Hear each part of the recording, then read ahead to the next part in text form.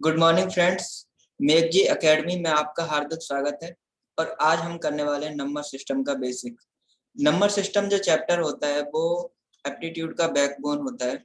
अगर हम इस पहले चैप्टर को अच्छे से समझ जाते हैं, इसके बेसिक्स को समझ जाते हैं, तो आगे हमें मैथ के अंदर बिल्कुल भी दिक्कत होने वाली नहीं है। तो ये जो चैप्टर की हम शुरुआत करेंगे तो बेसिक से करेंगे। सबसे पहले कि मैथ के अंदर बेसिक में सबसे पहले डिजिट होते हैं। तो डिजिट कितने होते हैं? 0 1 2 3 4 5 6 7 8 एंड 9, ये डिजिट होते हैं। और जब ये डिजिट को हम कंबाइन करके लिखते हैं तो वो क्या बन जाते हैं? वो नंबर बन जाते हैं। जैसे कि एक डिजिट हमने ले लिया 1, दूसरा डिजिट ले लिया 2, तो ये 12 हो गया। ये क्या हो गया? एक नंबर बन गया। ऐसे ही हम ले लिया एक 22 और एक ले लिया 9, तो ये 29 क्या हो गया? एक नंबर बन गया। और जब इन नंबर को क्रमबद्ध और व्यवस्थित तरीके से लिखते हैं तो इसे बोलते हैं हम काउंटिंग। जब हम इसे क्रमबद्ध और व्यवस्थित तरीके से लिखते हैं तो इसे क्या बोलते हैं? काउंटिंग बोलते हैं। जैसे कि आपने लिखा 1 2 3 4 5 6 7 8 9 और 1 और 0 को साथ में लिख दिया तो हो गया 10। अब क्या करते हैं? पहले पे 1 ही रखते हैं, बाकी नंबर चेंज करेंगे। 1 1 1 2 1 3 1 4 1 5 1 6 1 7 1 8 1 9 2 0। तो इस तरह से हम काउंटिंग लिखते हैं। आगे 2 को यहीं रखेंगे सेकंड प्लेस पे, और आगे हम ऐसे काउंटिंग को लिखते चले जाएंगे। तो इस तरह से काउंटिंग बनती है। सबसे पहले काउंटिंग हमें सुमेरियन सभ्यता के लोगों ने दी, और सुमेरियन ने बेबीलोन को दी, तो आगे ये इस तरह से चलती रही। तो जो सुमेरियन सभ्यता के जो लोग थे, सुमेरियंस थे, उन्होंने काउंटिंग की इजाद की, ऐसा माना जाता है।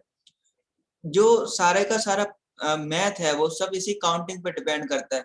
जैसे अब हमने ये लिखे हैं 1 2 3 4 5, तो आगे हम नंबर सिस्टम में पढ़ेंगे कि ये नेचुरल होते हैं, होल होते हैं, इवन होते हैं, ऑड होते हैं, कंपोजिट नंबर होते हैं, प्राइम होते हैं। ये सारा कुछ, ये पूरा का पूरा नंबर सिस्टम इस काउंटिंग के थ्रू बन जाता है। ये काउंटिंग ही जो है मेन है, और इसी से पूरा का पूरा मैथ इस काउंटिंग पे डिपेंड करता है। तो इस काउंटिंग से बेसिकली कुछ क्वेश्चन बनते हैं, वो हम करते हैं। पहला क्वेश्चन क्या है? If we write counting from 1 to 100, अगर हम 1 से लेकर 100 तक की काउंटिंग लिखते हैं तो how many times 1 will come? एक इसमें कितनी बार आता है? Answer is 21 times. जो अभी हमने लिखा था ये, अगर हम इसमें 1 को काउंट करें तो आगे आप और लिख सकते हैं। जैसे नीचे 31 आएगा, 41 आएगा, 51 आएगा, 61 आएगा, 71 आएगा, 81 आएगा, 91 आएगा, और एंड में आपका यहाँ पे 100 आएगा। तो आप गिन सकते हैं 1 कितनी बार आया। यहाँ से आप गिन सकते हो 1 2 3 4 5 6 7 8 9 10 11 12 13 14 15 16 17 18 19 20 और 21।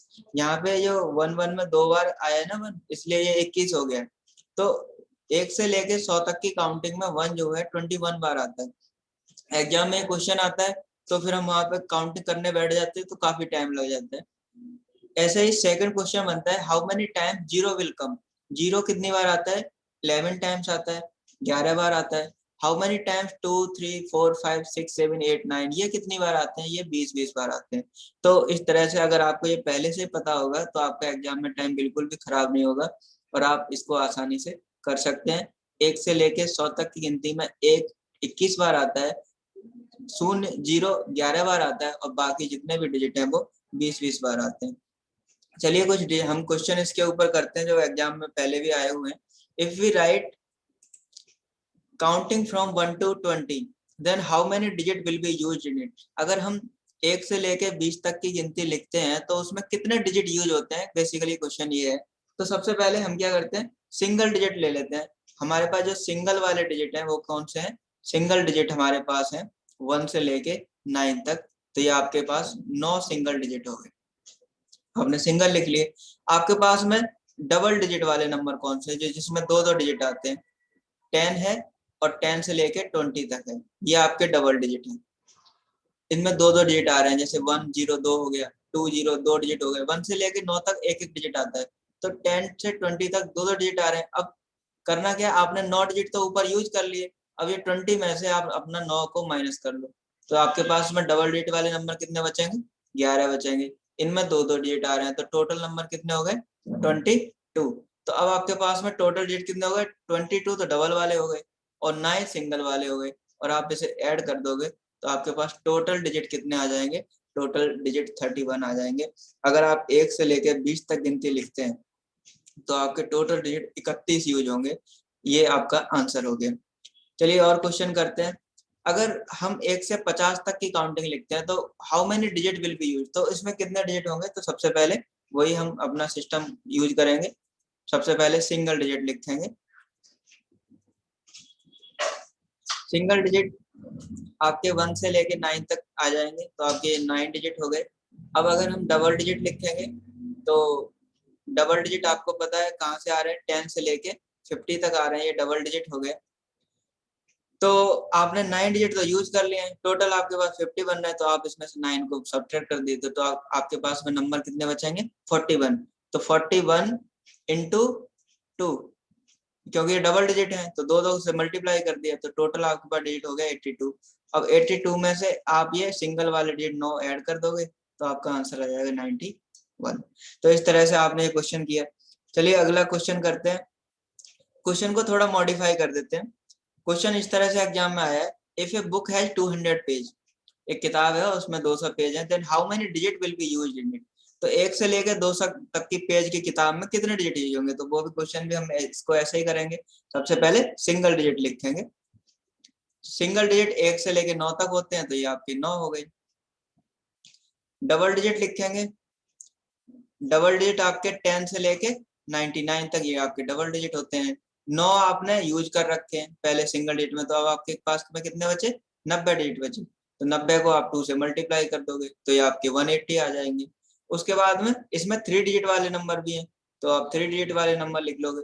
वो आपके कहाँ से आएंगे 100 से लेके और 200 तक, ये आपके 3 डिजिट हो गए। आपने अब तक कितने यूज कर लिए 90 आपने डबल डिजिट में यूज कर लिए, 9 सिंगल में, तो टोटल आपने कितने यूज कर लिए 90, 9 डिजिट आपने यूज कर लिए, तो आपके पास में कितने डिजिट बचे 101। ये 101 को आप 3 से मल्टीप्लाई कर लोगे तो आपके पास में टोटल डिजिट कितने आ जाएंगे 303। अब आपके पास में जो डाटा है इसे आप ऐड कर लोगे तीनों को। सिंगल डिजिट के जो है आपके 9 है और डबल डिजिट के 180 डिजिट बन रहे हैं और 3 डिजिट के आपके 303 बन रहे हैं, तो आप जो है इसको ऐड कर लीजिए। 180 प्लस 303 प्लस 9, आप तीनों को ऐड कर लीजिए, तो आपका आंसर क्या आ जाएगा 492। तो ये आपका 492 आंसर आ गया। चलिए एक क्वेश्चन और ट्राई करते हैं।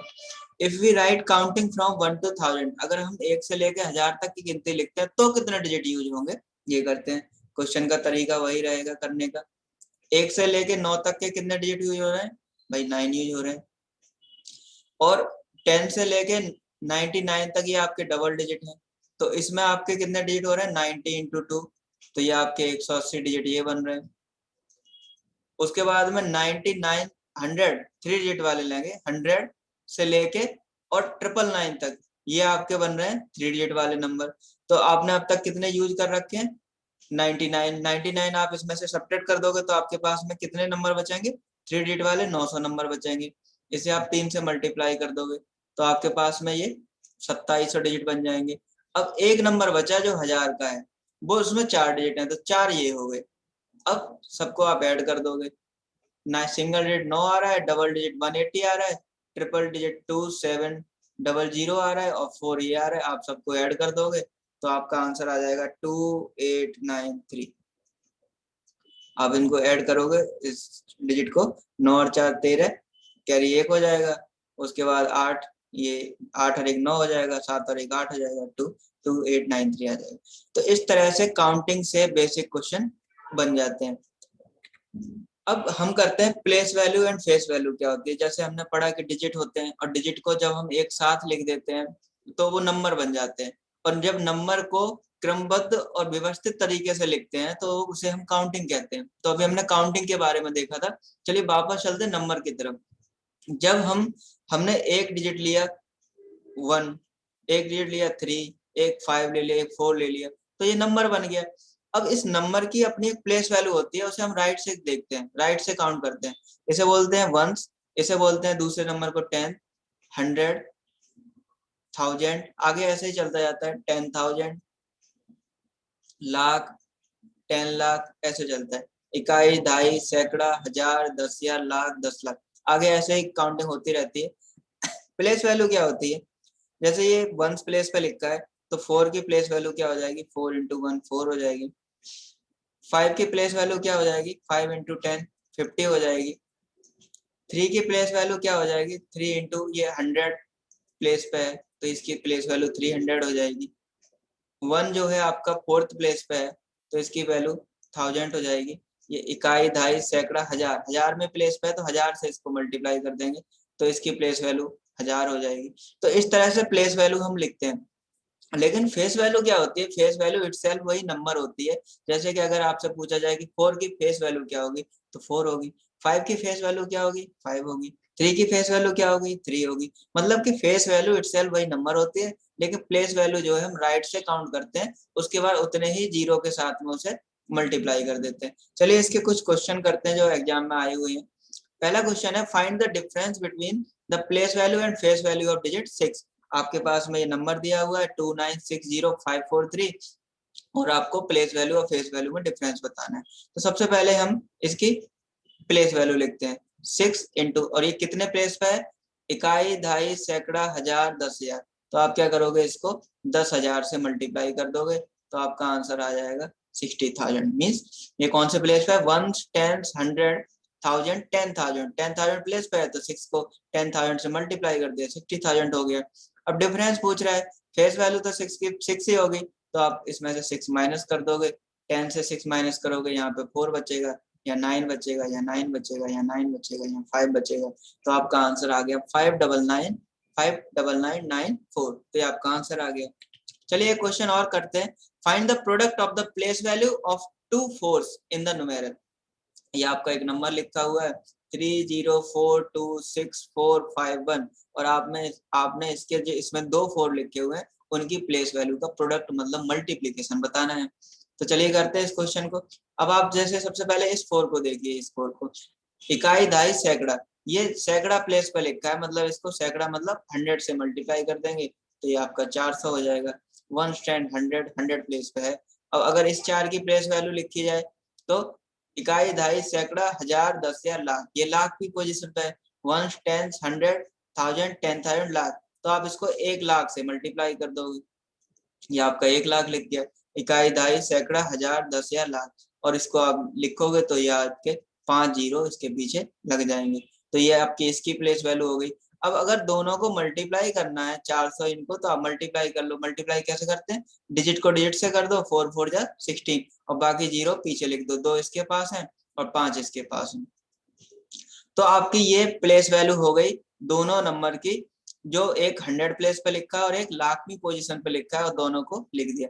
अगर पेपर में क्वेश्चन आ जाए कि इसको साइंटिफिक नोटिफिकेशन में लिखो तो कैसे लिखेंगे, 1.6, और यहाँ से आप राइट से गिन लो कितने जीरो, 1 2 3 4 5 6 7 और एक डिजिट ये भी गिन लो 6, तो आपके कितने हो जाएंगे 8। तो आप इसको 10 टू द पावर 8 लिख दोगे। वही 1 2 3 4 5 6 7 8, तो ये आपका साइंटिफिक नोटिफिकेशन में लिख गया। अब जैसे 2000 लिखा है कहीं पे, तो आप इसको साइंटिफिक नोटिफिकेशन कैसे लिखो, 2 इंटू 10 और जीरो कितने 1 2 3, तो उसे 10 की पावर 3 बना दोगे। अगर ये ऐसे लिखा होता 23 पॉइंट ये ऐसे, तो अगर आप इसको साइंटिफिक में लिखते तो क्या जनरली एक डिजिट छोड़ के डेसिमल लगाते हैं, 2.3 उसके बाद राइट से डिजिट गिन लो 1 2 3 4, तो हो जाए 10 की पावर 4। आप ऐसे गिन लो 1 2 3 4, तो ये साइंटिफिक नोटिफिकेशन में लिख गया। तो इस तरह से हम प्लेस वैल्यू और फेस वैल्यू को करते हैं। तो अब तक हमने पढ़ा कि डिजिट होते हैं, वो डिजिट को अगर एक साथ लिख दिया जाए तो नंबर बन जाता है, और नंबर को क्रमबद्ध और व्यवस्थित तरीके से लिखा जाता है तो काउंटिंग बन जाता है। और काउंटिंग से हमने सीखा कि काउंटिंग के किस तरह से प्रॉब्लम एग्जाम में आती हैं और प्लेस वैल्यू और फेस वैल्यू को आती हैं। अब हम एक आखिरी क्वेश्चन कर रहे हैं प्लेस वैल्यू का, जो काफी बार पीसीएस और डिफरेंट एग्जाम्स में आया हुआ है। ABC plus BCA plus CAB is not divisible by, और आपको क्वेश्चन दिया हुआ है, ऑप्शन दिए हुए हैं 37 1 1 1 और 3 और 9। तो सिंपल, जब हम इस क्वेश्चन को पहली बार देखते हैं तो भाई ये तो वेरिएबल्स हैं एबीसी बीसीए सीएबी, और ये नंबर से कैसे डिवाइड हो जाएंगे, तो हमें तुरंत समझ जाना चाहिए कि ये नंबर प्लेस वैल्यू का है। तो सबसे पहले हम क्या करते हैं, प्लेस वैल्यू लिखते हैं। जैसे ये ABC है, ये इकाई वाले प्लेस पे है, ये दहाई वाले प्लेस पे, ये सैकड़ा वाले प्लेस पे, ये वंस, टेंस, 100। तो इसको पहले आप जो है प्लेस वैल्यू में तोड़ लो। C प्लस 10B प्लस और आपका ये हो जाएगा 100A। हमने इसको लिख लिया। ऐसे ही दूसरे वाले को लिख लेंगे, A plus 10C plus 100B, ये दूसरा वाला भी लिख लिया। ऐसे ही तीसरे नंबर को लिख लेंगे, B plus 10A plus 100C। अब ये 100A है, ये आपका A है और ये 10A है, तो तीनों मिला के क्या हो जाएगा, 1100A। ऐसे ही आपका यहाँ पे हो जाएगा 1100B और यहाँ पे क्या हो जाएगा 1100C। अगर आप 111 कॉमन ले लोगे 111, तो A plus B plus C आ जाएगा। तो आपका 111 A plus B plus C आ गया। तो 111 है, बाहर कोफिशिएंट है, तो ये क्या होगा, B पार्ट से तो डिवाइड हो ही जाएगा, क्योंकि 111 है बाहर है तो डिवाइड हो जाएगा। अब ये 3 से भी डिवाइड हो जाएगा 111, 111 जो है आपका 3 से भी डिवाइड हो जाएगा। 3 3 9, 2 बचे, 3 7 21, तो ये आपका 21 से भी डिवाइड हो रहा है। यहाँ डिवाइड होके 37 आ रहा है, तो इसका मतलब A पार्ट से भी डिवाइड हो जाएगा। इसका मतलब केवल ये 9 से डिवाइड नहीं होगा, अगर आप इसको 9 से डिवाइड करते हो 111 को, तो आपका रिमाइंडर बचेगा। आप यहाँ पे करोगे तो 2 बच जाएंगे, और 21 जो है 9 के टेबल में नहीं आता है, तो ये जो है D पार्ट से डिविजिबल नहीं होगा। तो अभी हमने जो चीजें सीखी कि डिजिट और काउंटिंग और नंबर और उनकी प्लेस वैल्यू, फेस वैल्यू से किस तरह से क्वेश्चन आते हैं। आई होप ये आपको अच्छा लगा होगा। Thank you.